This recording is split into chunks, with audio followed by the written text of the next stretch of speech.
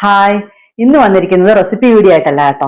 ഞങ്ങൾ ഒരു മാസം മുമ്പ് വാങ്ങിച്ച ഈ LG 340 ലിറ്റർ ഫ്രിഡ്ജിനെ പറ്റിയിട്ട് പറയാനാണേ. ഞങ്ങൾക്ക് ഇതിനു മുമ്പ് ഉണ്ടായിരുന്നത് ഒരു ഹെയറിന്റെ ബോട്ടം ഫ്രീസർ ഫ്രിഡ്ജ് ആയിരുന്നു, ഗ്ലാസ് ഡോർ ഒക്കെ ആയിട്ട്. ഗ്ലാസ് ഡോറിന്റെ പ്രോബ്ലം എന്തായിരുന്നു വെച്ചാൽ നല്ല ഹെവി ഡോർ ആയിരുന്നു. അതുകൊണ്ട് തന്നെ നമ്മളെപ്പോഴും അടയ്ക്കുകയും തുറക്കുകയും ചെയ്യുമല്ലോ ഫ്രിഡ്ജ്. അപ്പൊ അത് തൂങ്ങാൻ തുടങ്ങി ഡോറിന്റെ വെയിറ്റ് കൊണ്ട്. ആ ഹിഞ്ചസിന് അത് സപ്പോർട്ട് ചെയ്യാൻ പറ്റാത്ത രീതിയിലായി.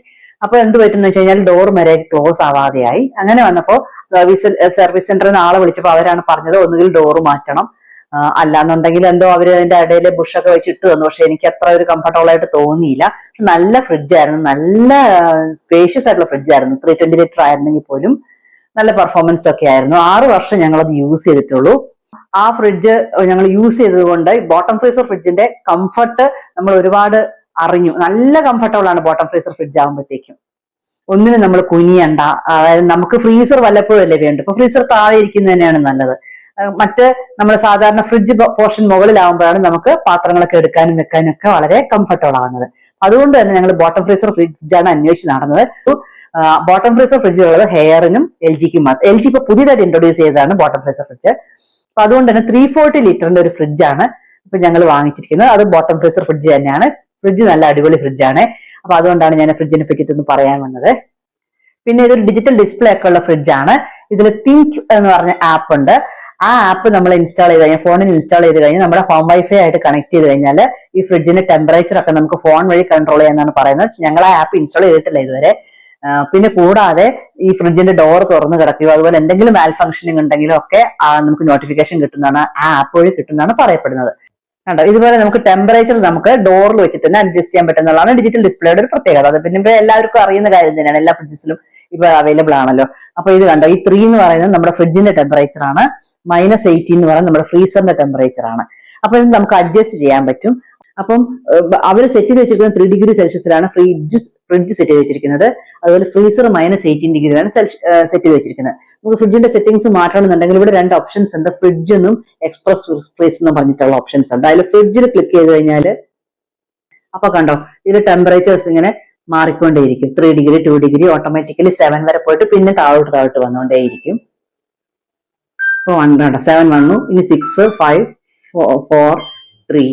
അപ്പൊ നമുക്ക് ഇനി താഴോട്ട് വേണമെന്നുണ്ട് താഴോട്ട് വെക്കാം. അതുപോലെ തന്നെ ഫ്രീസറിന്റെ നമുക്ക് സെറ്റ് ചെയ്യാൻ പറ്റും. ഫ്രീസറിന്റെ ഇവിടെയാണ് സെറ്റിങ്. അപ്പൊ ആ ഒരു ബട്ടൺ ഉണ്ട് കണ്ടോ. അപ്പൊ -20 ആയി. ഇനി അതല്ല കൂടി വരണമെന്നുണ്ടെങ്കിൽ നമുക്ക് -21 22 ഒക്കെ ആക്കാൻ പറ്റും. അങ്ങനെ ഇത് -16 ആയിട്ടുണ്ട്. അപ്പം അങ്ങനെ നമുക്കിത് ടെമ്പറേച്ചർ മൊത്തം നമുക്ക് ഇവിടെ വെച്ചിട്ട് തന്നെ നമുക്ക് അഡ്ജസ്റ്റ് ചെയ്യാം. പണ്ടത്തെ ഫ്രിഡ്ജൊക്കെയാണെങ്കിൽ നമുക്ക് ഉള്ളിൽ വേണമല്ലോ സെറ്റിംഗ് ഒക്കെ മാറ്റാനായിട്ട്. ഇപ്പൊ അത് ഇതിൽ വേണ്ട എന്നുള്ളതാണ് ഇതിന്റെ ഒരു പ്രത്യേകത. അപ്പോ ഇനി നമുക്ക് ഇതിന്റെ അകത്തെ കംഫർട്ട്സ് ഒക്കെ എന്താന്ന് നോക്കാം. ബോട്ടം ഫ്രീസർ ഫ്രിഡ്ജ് ആയതുകൊണ്ട് തന്നെ ഇതിന്റെ മുകൾ ഭാഗത്ത് നമുക്ക് കണ്ട ഫ്രിഡ്ജ് മുകളിലായതുകൊണ്ട് തന്നെ നമുക്ക് സാധനങ്ങളൊക്കെ കുനിയാതെ എടുക്കുക എന്നുള്ളതാണ് പ്രത്യേകത. അപ്പൊ ബാക്ക് പെയിൻ ഒക്കെ ഉള്ളവർക്കൊക്കെ വളരെ കംഫർട്ടബിൾ ആണ്. അതുകൊണ്ടാണ് ഞാൻ ഈ ബോട്ടം ഫ്രീസർ ഫ്രിഡ്ജ് തന്നെ വാങ്ങിക്കാൻ പോയത്. പിന്നെ ഇതിന്റെ ഡോറിലാണെങ്കിൽ ഇതുപോലെ 3 റാക്കുകളാണുള്ളത്. മുകളില് നമുക്ക് എല്ലാം വെക്കാൻ ഇത്ര ഹൈറ്റ് ഉണ്ട്. പിന്നെ ഇവിടെ ഇടയിൽ ഒരു കുറച്ച് ഹൈറ്റ് കൂടുതൽ വെച്ചിട്ടുണ്ട് വലിയ വലിയ ബോട്ടിൽസ് ഒക്കെ വെക്കാനായിട്ട്.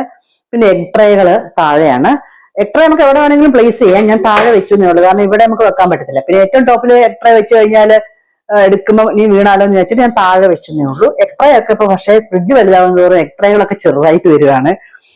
പണ്ടത്തെ ഫ്രിഡ്ജിലൊക്കെ കുറച്ചുകൂടെ വലിയ എഗ് ട്രേകളായിരുന്നു ഉണ്ടായിരുന്നത്. ഇതിലിപ്പോ 6 ഒക്കെ വരുന്നുള്ളൂ. ഇനി വേണമെങ്കിൽ ഓൺലൈനിലൊക്കെ ഒന്ന് ഓർഡർ ചെയ്യണം.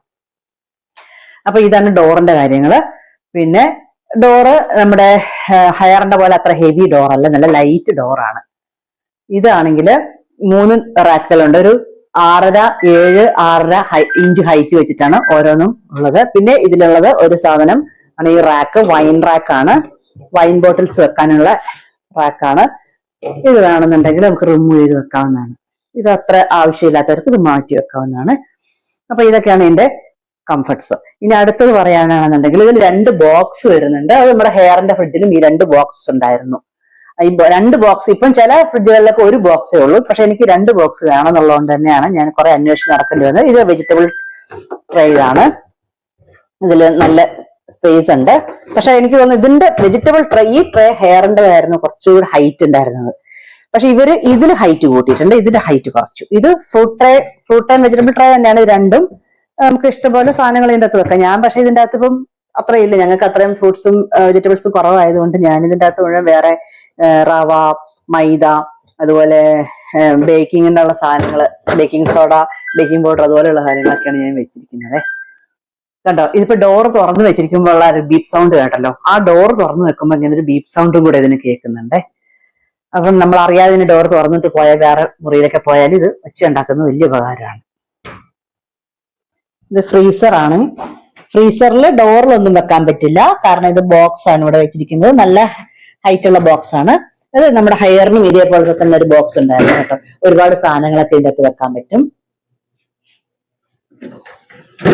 പിന്നെ മുകളിലും കുറച്ച് സ്പേസ് ഉണ്ട്.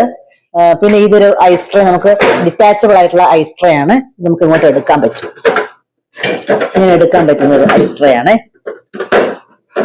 കുറച്ച് കൂടുതൽ ഐസൊക്കെ വെക്കാൻ പറ്റും. ഈ ഫ്രീസർ നമുക്ക് വേണമെങ്കിൽ കൺവേർട്ട് ചെയ്തിട്ട് ഫ്രിഡ്ജ് ആക്കാൻ പറ്റും. ഈ ഡിജിറ്റൽ ഡിസ്പ്ലേയില് ഒരു ഫ്രീസർ കൺവേർട്ടബിൾ എന്ന് പറഞ്ഞിട്ടുള്ള ഒരു ഓപ്ഷൻ ഉണ്ട്. അതിൽ ലോങ് പ്രസ് ചെയ്തുകൊണ്ടിരുന്നാല് നമ്മുടെ ഫ്രീസറും കൂടെ ഫ്രിഡ്ജ് ആയിട്ട് നമുക്ക് യൂസ് ചെയ്യാം. ഇപ്പൊ ഫ്രീസറിൽ സാധനങ്ങളൊന്നും ഇല്ലാന്നുണ്ടെങ്കിൽ, നോൺ വെജ് ഒന്നും വെച്ചിട്ടില്ല എന്നുണ്ടെങ്കിൽ നമ്മൾ എന്താ പറയാ, ഫ്രിഡ്ജ് ആയിട്ട് തന്നെ യൂസ് ചെയ്യുന്നതായിരിക്കും നല്ലത്. നമ്മുടെ ഈ പുതിയ ഫ്രിഡ്ജ് 2026 മോഡലാണ്. നല്ല അടിപൊളി കളറാണ്, പിങ്ക് ടാങ്കോ എന്ന് പറഞ്ഞ കളറാണ്. പിന്നെ ഇപ്പോൾ ഇറങ്ങുന്ന ഓൾമോസ്റ്റ് എല്ലാ ഫ്രിഡ്ജുകളും സ്മാർട്ട് ഇൻവെർട്ടർ ടെക്നോളജി ഉള്ളതാണ്. അതായത് കംപ്രസർ വേരിയബിൾ സ്പീഡിൽ റൺ ചെയ്യും. നമ്മുടെ ഫ്രിഡ്ജിന്റെ കൂളിംഗിന്റെ റിക്വയർമെന്റ് അനുസരിച്ചിട്ട് കംപ്രസർ സ്പീഡ് അഡ്ജസ്റ്റ് ആവും. പഴയ മോഡലുകളിലൊക്കെ ഉണ്ടായിരുന്നത്, അതായത് നോൺ ഇൻവെർട്ടർ കംപ്രഷൻ ആയിരുന്ന സമയത്ത് അത് ഒന്നുകിൽ ഇടയ്ക്കിടയ്ക്ക് ഓഫ് ആവും, അല്ലെങ്കിൽ ഇടയ്ക്കിടയ്ക്ക് ഓൺ ആവും. ഇങ്ങനെ ഓണും ഓഫ് ആവുന്നതുകൊണ്ട് തന്നെ ഇലക്ട്രിസിറ്റി കൂടുതൽ കൺസ്യൂം ചെയ്യുകയും ചെയ്യുമായിരുന്നു. ഈ ഫ്രിഡ്ജ് ഞങ്ങൾ വാങ്ങിച്ച് ട്രിവാൻഡ്രത്തുള്ള QRS എന്നാണേ. ഇതാണ് നമ്മുടെ പഴയ ഹെയറിൻ്റെ ഫ്രിഡ്ജ്. സാധാരണ നമ്മൾ ഫ്രിഡ്ജൊക്കെ എക്സ്ചേഞ്ച് ചെയ്യുന്ന സമയത്ത് ഒരു വെറുതെ സ്ക്രാപ്പ് വാല്യൂ ആയിട്ടുള്ള 500 റുപ്പീസൊക്കെ സാധാരണ ഷോപ്പുകാർ തരാറുള്ളൂ. പക്ഷേ ചില ഷോപ്പുകാർക്ക് സെക്കൻഡ് ഹാൻഡിൽ സാധനങ്ങൾ എടുക്കുന്നവരുമായിട്ട് കോൺടാക്ട് കാണും. അപ്പം അങ്ങനെയുള്ള ഷോപ്പുകളിൽ നിന്ന് വാങ്ങിക്കുന്നതായിരിക്കും നല്ലത്. ഇപ്പം ഇത് QRSകാർക്ക് അങ്ങനെ ഒരു ഷോപ്പുകാരുമായിട്ട് കോൺടാക്ട് ഉണ്ടായിരുന്നതുകൊണ്ട് ഞങ്ങൾക്ക് 3000 റുപ്പീസ് ഈ ഫ്രിഡ്ജിന് കിട്ടി. അവരത് കൊണ്ടുപോവുകയും ചെയ്തു. അപ്പോൾ ഫ്രിഡ്ജിന്റെ റിവ്യൂ ഒക്കെ എല്ലാവർക്കും ഇഷ്ടമായെന്നുണ്ടെങ്കിൽ ഒന്ന് ലൈക്ക് ചെയ്യണേ. അതുപോലെ ഹൈപ്പ് ചെയ്യാൻ വന്നിട്ടുണ്ടെന്നുണ്ടെങ്കിൽ, ഓപ്ഷൻ ഉണ്ടെന്നുണ്ടെങ്കിൽ ഹൈപ്പും ചെയ്യണേ. സബ്സ്ക്രൈബ് ചെയ്യാതെ കാണുന്നവരുണ്ടെങ്കിൽ സബ്സ്ക്രൈബും ചെയ്യണേ. Have A good day. Thank you.